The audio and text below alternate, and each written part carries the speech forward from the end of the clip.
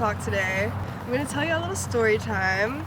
It was when I just moved into my dorm and I lived right next to my, babe, I think I need to sit down. I can't really. So we're actually gonna stop the walk and talk. It's like I walked too fast. So we're just gonna go sit down.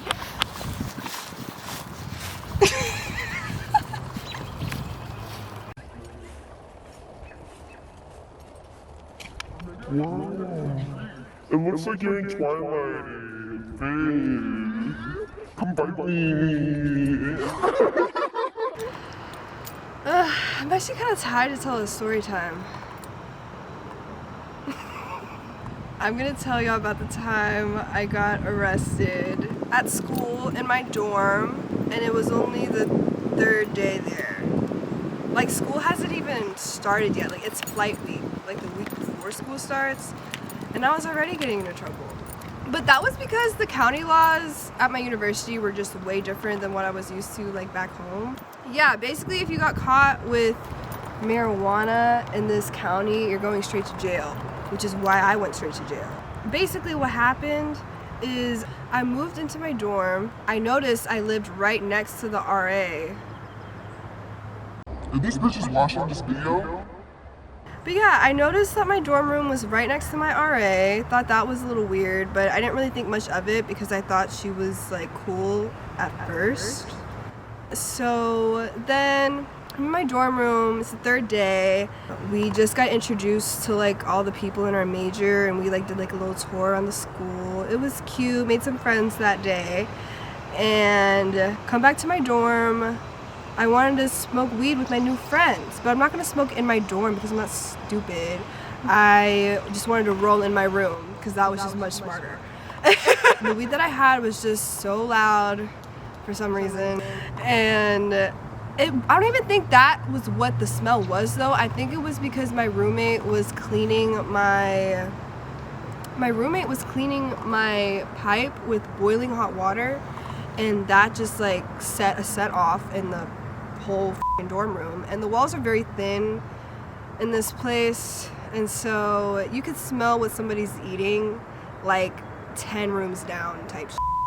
Yeah, by the time we realized there was a certain smell, we tried to Febreze everything. We tried to Febreze the vents, but that obviously didn't work. Next thing you know, you just hear like a loud cop knock, which are the most startling knocks ever.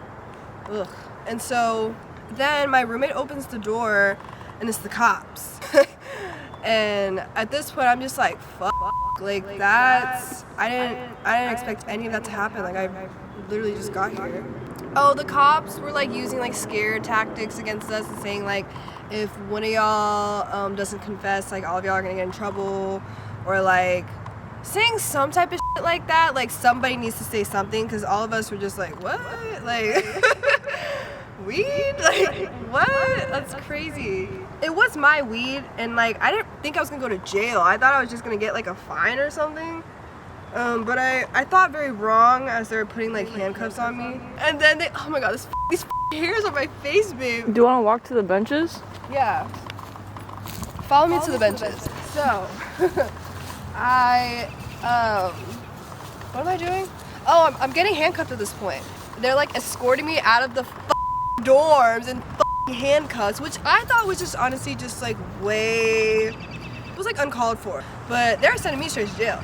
And so I was walking out of the dorms and like people were looking at me. I actually have a video. I can like put it like right here. And then I guess I'll show you on my mugshot too. Do you want to see? But yeah, they were escorting me to the jail, and then all of a sudden I'm in jail. And then when you go to jail, they tell you to take out all of your jewelry. And at this point I'm like, because I recently just got a bunch of piercings because I just recently turned 18.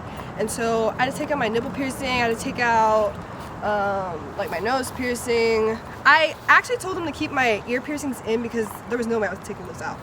And they were just like, oh, like we just want you to take out the jewelry just in case like one of the girls like snatches it off of you. And at this point I was just like, what? Like I was afraid I was about to get beat up in this fucking like holding cell. But that was not the case at all. Met some people and they were nice to me, and they were telling me like, we never want to see you in here again, like you need to go out there and do great things. And I was just like, oh my god, thank you. And they're like middle-aged like women and like up. And so now I'm in the holding cell, and I'm with these other women that were really nice to me. And well, actually one of them was scaring me at first because I had on this jade bracelet and I got it from Vietnam. I got it in Vietnam, and one of the white ladies was looking at my bracelet and she's like, wow, like that's like a really pretty jade bracelet. and I was just like, yeah, bitch, like I didn't know what was about to happen because, you know, how the media portrays jails, and I wasn't even in jail, like I wasn't in prison, I was in like a holding cell, so like it wasn't like super like, you know, insane. I was like, let me pull my hand over here because I don't know what she wants with my jade bracelet.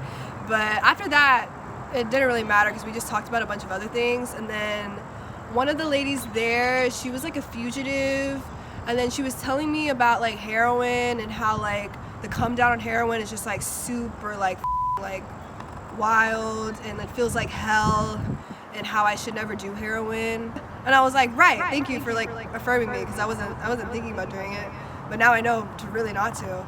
So I met one of the ladies, and she was telling me how her and her boyfriend, I don't even know if I'm like really like memorizing this to the best of my ability. All I know is that she was a fugitive and she had to like turn herself in, and I was like, damn, you had to turn yourself in? And she was like, yeah. And then it was our time to take our mug shots. I smiled in my mug shot and I told her to smile in hers, or like I just made her laugh, and so she like smiled in her mug shot too. I don't know, I had a lot of joy at this time. I was like freshly 18, just like ready for the world, and so I was just like super fucking like joyful everywhere I was. I gotta say, we did laugh a lot in that holding cell that night, but I don't know where the that energy went, because like now looking back, I was like, how the was I so happy during that time? But I'm glad I was, because it made the time like not excruciating, but it was so cold in that holding cell. We were like all cuddling like at the end of the night. I was in there for like 12 hours. I got out at like 9 a.m. when the judge person was there. I got out the next morning, and then yeah, I go back to my dorm. I feel a little shameful, a little guilty, because like we just moved in here and I already went to jail. But yeah, and then I found out that my RA was the one that snitched on me and told everybody to call the cops on me. And I was just like, bitch, like, I went to talk to her and she was just like, oh yeah, like they're just gonna scare you. And I was just like, yeah, but bitch, they're pressing charges. Like, what do you mean? I had to go on probation. Yeah. What a year that was. But that was just one of the stories of that year. I'll get into more later. If y'all want more story times, let me know. But yeah. What I got from that experience is that I don't want to go to jail again, and because that costs a lot of money to make sure it's not on your record, to hire a lawyer, all that back and forth. But yeah, try not to go to jail. Try to make good decisions because it'll save you money. Look up the county laws that concern marijuana, just to be careful. And yeah, thank y'all for listening. See y'all next time.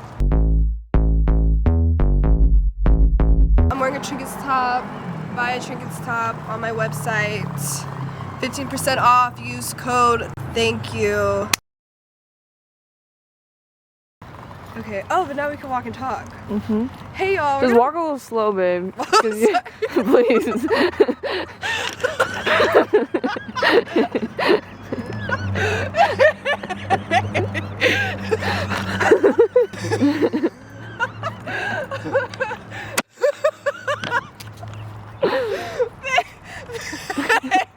Your body motions are so funny sometimes.